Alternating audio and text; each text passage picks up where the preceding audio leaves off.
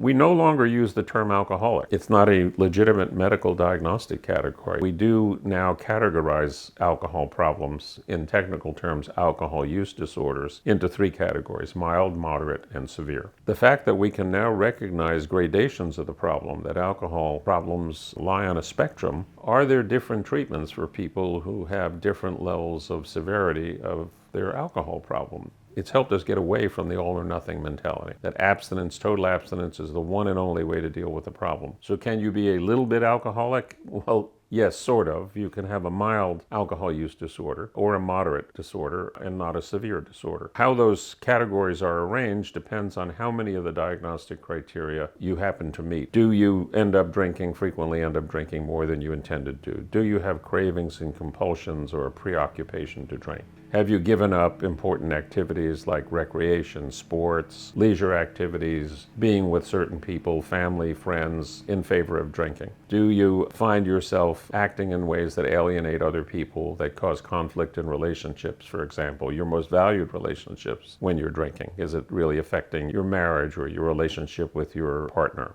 or with other members of your family or good friends? Are you drinking more than you have in the past in order to achieve the same effects? That is, are you developing a tolerance? And do you experience any withdrawal when you stop drinking? A lot of people make the mistake in thinking that, well, if I'm not shaking in the morning, if I don't have the shakes and I'm not physically addicted to alcohol, then the problem must not be that bad, when the physical dependence is simply just one set of symptoms. Chances are, if you're physically dependent on alcohol, you will qualify in other respects as well as having a serious or significant alcohol problem. In fact, a lot of people overlook what is one of the most reliable hallmarks of physical dependence on alcohol, and that is feeling anxiety, panic anxiety, or a great deal of agitation and upset in the day or two afterwards. Severe anxiety is a very reliable sign. You may in fact have a physical component to your alcohol problem. High severity problems at the beginning of treatment don't bode well for being able to moderate, and anyone who's been physically dependent on alcohol and gone through withdrawal or needed medication in order to detox from alcohol are the people who would have the most difficulty in ever trying to achieve moderation. I won't say their chances are zero, but they're going to have a very rough time in trying to achieve moderation. Less severe the problem at the start. When somebody comes for help, the better their prognosis for being able to achieve moderate drinking at some point in the future. Most people who come to me for treatment, and again, I treat mainly professionals and executives, high-functioning people. I mean, they're sort of living a double life of,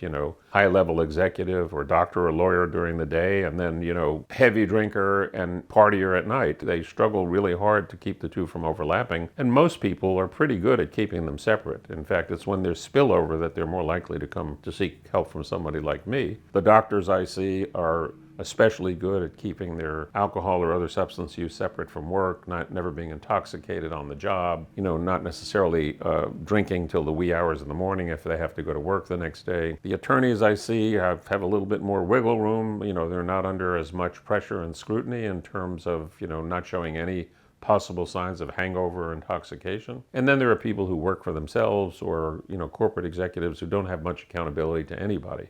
For them, sometimes their drinking can get to the point where they're missing days of work, not being quite as productive as they might be otherwise, but they don't have to report to anybody. They're the boss. And so this can go pretty far without anything disastrous happening. Nobody's going to fire them. They're not going to lose their job. They're not going to lose their income in most cases because of their alcohol or other problems.